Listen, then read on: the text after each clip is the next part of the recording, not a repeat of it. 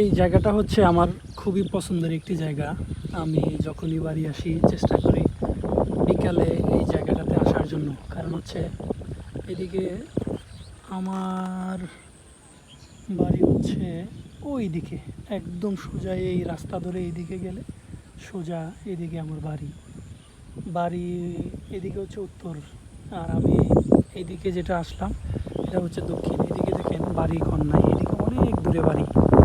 বাড়ি আছে দুই পাশে, এই পশ্চিম পাশে আর হচ্ছে এই পূর্ব পাশে বাড়ি আছে, কিন্তু এইরকম সোজা যদি আমরা দক্ষিণ দিকে যাই তাহলে বাড়ি নাই, শুধু ক্ষেত আর ক্ষেত।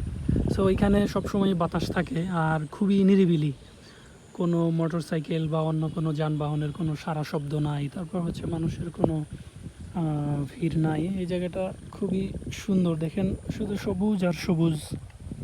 তো খুবই নিরিবিলি, এখানে এসে বেশ ভালো লাগে, আপন মনে বসে থাকা যায়, চিন্তা করা যায়, তারপর হচ্ছে মনে একটা প্রশান্তি পাওয়া যায়। সো আমি এখন ঠিক নদীর পাড় থেকে এসেই এখানে চলে আসলাম। চাইলাম যে যাবার আগে আমি আবার একটু এখানে ঘুরে যাই। সো এই আর কি।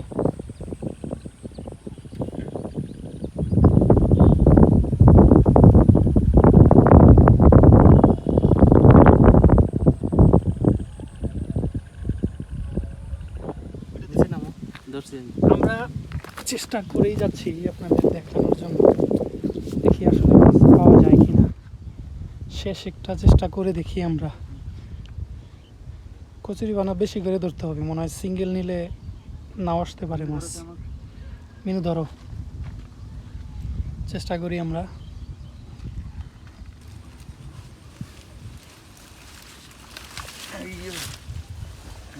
দেখা যাক এবার অনেকগুলো একসাথে আনা হয়েছে, পাওয়া যায় কিনা মাছ।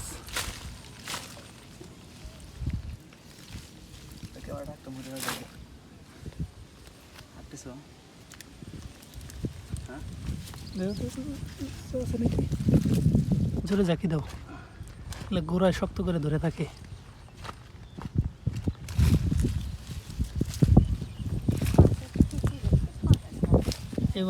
এবারও মনে হয় নাই।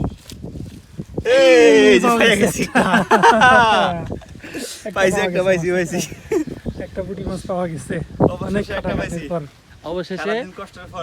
অবশেষে আমরা একটি পুঁটি মাছ পেয়ে গেছি। কষ্টের ফল যে বিফলে যায় না, এটাই তার প্রমাণ। এখন কি করব? ছেড়ে দাও, একটা নিয়ে তো লাভ নাই, পানিতে ছেড়ে দাও। আচ্ছা, অবশেষে আমরা সেই মাছের দেখা পেলাম। যাই হোক, হুজুর সাহেব, হাফেজ সাহেব ছেড়ে দিলেন মাছটি, যেহেতু একটা মাছ, এটা নিয়ে তো আর লাভ নাই, পানির মাছ পানিতে ছেড়ে দেওয়া হইল। যাই হোক, আমরা চলে যেতে ধরেও আবার ফিরে আসলাম। ফিরে এসে অবশেষে আমরা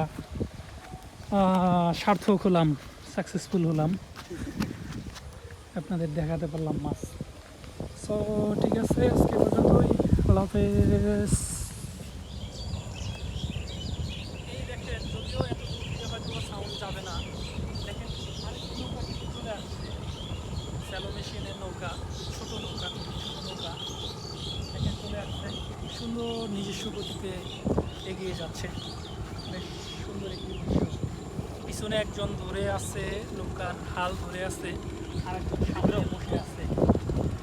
একবার আপনি ইমাজিন করেন যে এইরকম একটা নদীতে এরকম ছোট একটি নৌকায় আপনি ভেসে ভেসে যাচ্ছেন, এরকম একটা ঠান্ডা রোমান্টিক পরিবেশে যাওয়া কীরকম লাগবে আপনি একবার হিসাব করুন, একবার ফিলটা করে দেখুন। যদি মনের শান্তি চান, একদম ভিতর থেকে প্রশান্তি চান, তাহলে আপনাকে গ্রামে আসতে হবে। গ্রামকে বলা হয় প্রাণের উৎস। সো কী কারণে প্রাণের উৎস বলা হয়, আপনারা হয়তো বা ভিডিওতে দেখেই আঁচ করতে পারতেছেন গ্রামকে কেন প্রাণের উৎস বলা হয়।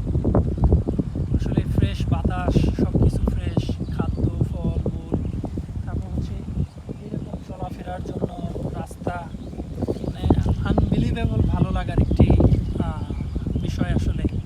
সো আপনারা চাইলেই গ্রামে আসতে পারেন, ঘুরে যেতে পারেন। যারা ঢাকা থাকেন বা কোনো বড় শহরে থাকেন, তারা একদিনের জন্য সকালে বের হয়ে দেন বিকালটায়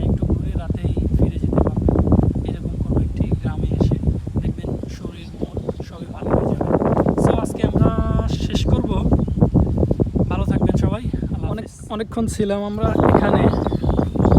সন্ধ্যা হয়ে যাচ্ছে, চলে যাব। চলে যাব আমরা, কিন্তু এরকম সুন্দর একটি দৃশ্য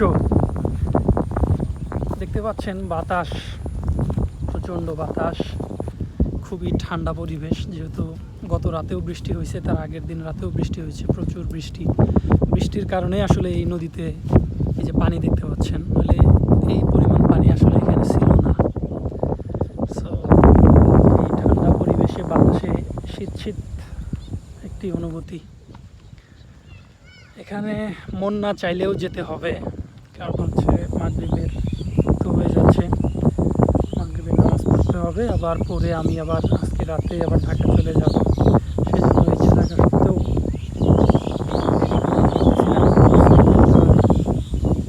মোটর সাইকেল আমি ওইখানে রেখে আসছি। মোটর সাইকেল ওইখান থেকে আবার চলে যাব। দেখি, আমরা চেষ্টা করতেছি মাছ দেখানোর জন্য, তুলে দেখা যাক মাছ পাওয়া যায় কিনা। যায় কিনা দেখি, চেষ্টা করি। থাকলেও থাকতে পারে। সুন্দর একটা দৃশ্য আপনাদের আমরা দেখানোর চেষ্টা করতেছি। দেখা যাক আসলে পাওয়া যায় কিনা। কাঁকড়া পাওয়া গেছে বড়। এই যে কাঁকড়া, মাছ না পাইলেও কাঁকড়া পাওয়া গেছে। গ্রামে কাকা গ্রামে যদিও একটি ভয়ঙ্কর জিনিস, শহরের জন্য কিন্তু খাদ্য বেশ দামি এবং সুস্বাদু খাদ্য। শহরের যে রেস্টুরেন্টগুলো আছে, বড় রেস্টুরেন্টগুলোতে এই কাঁকড়া বেশ জনপ্রিয় খাবার, কিন্তু গ্রামের জন্য নয়। ও আরেকটা জিনিস আমি আপনাদের দেখাই। মাছ ধরার এই যে মাছ ধরার বিশেষ রকমের খাঁচা,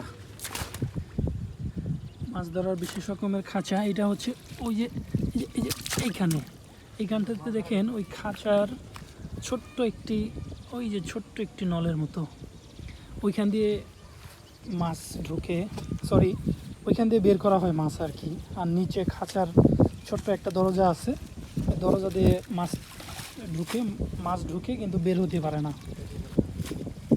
আমাদের এখানে কি বলে? দিয়ার। আমাদের এখানে বলে দিয়ার। এই মাছ ধরার বিশেষ খাঁচাটাকে দিয়ার বলা হয়।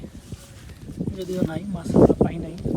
চেষ্টা করতেছি আমরা, স্টিল চেষ্টা করতেছি আপনাদের দেখানোর জন্য।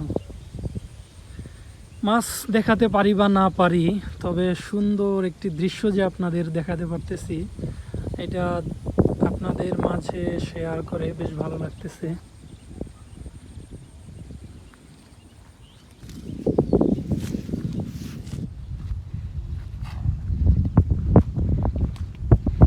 হাফেজ সাহেব মন দিয়ে চেষ্টা করতেছে, খুব পরিশ্রম করে আপনাদের মাছ দেখানোর জন্য, যে কচুরি নিচে যে মাছ থাকে আসলে সত্যি থাকে কিনা সেটা দেখানোর জন্য সে চেষ্টা করে যাচ্ছে আপ্রাণ। কিন্তু খালি পোকা বেরোচ্ছে। কিন্তু এখন পর্যন্ত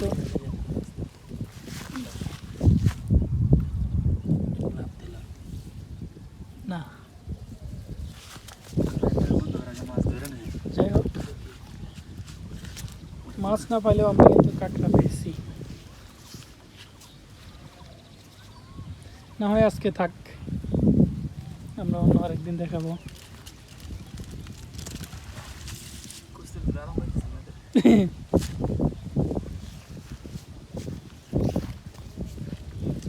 থাক, আজকে পর্যন্তই থাক, অন্য আরেকদিন ইনশাল্লাহ দেখানোর চেষ্টা করবো।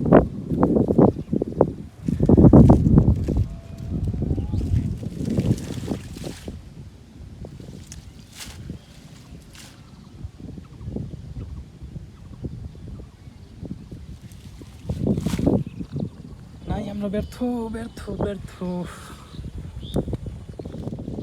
এই যে এখানে বড় বড় কচুরি পানা, এই কচুরি পানার আগে তো জানতাম এর ভিতরে ছোট ছোট মাছ থাকে। এই যে কচুরি পানার গোড়ায় যে এইরকম শ্যাওলা আছে, বা এটার গোড়ায় বেশ জঙ্গল, এই জঙ্গলের মধ্যে মাছ থাকে, বিভিন্ন রকমের মাছ থাকে। আগে এটা জানতাম। তো এখানে হচ্ছে ছোট ছোট জালি আছে।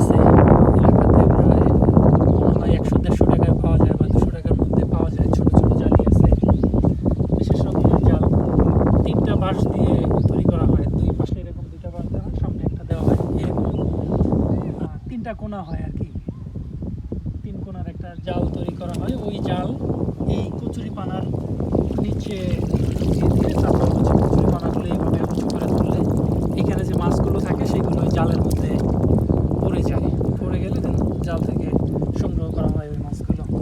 তো নৌকাটা চলে আসছে, আমরা উঠে পড়ি, উঠে পড়ছি নৌকাতে। ছোট্ট নৌকা, এই যে একদম ছোট।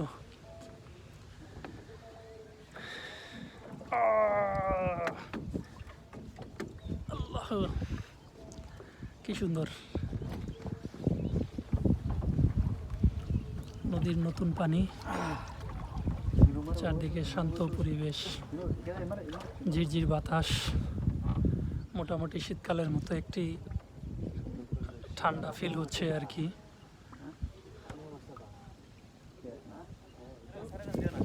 এইখানে আমরা একটা ছোট্ট নৌকা পেয়েছি, এই নৌকাতে উঠবো। তো নৌকাটা একটু দূরে আছে, মানে পানি আছে, এটা বিশেষভাবে টান দিয়ে নিয়ে আসার জন্য চেষ্টা করা হচ্ছে। একটা বুদ্ধি করে দেখুন, সুন্দর একটি বুদ্ধি। আমার কাছে নিয়ে আসলাম, এবার এই নৌকাটাতে উঠে পড়বো, চলে আসছে।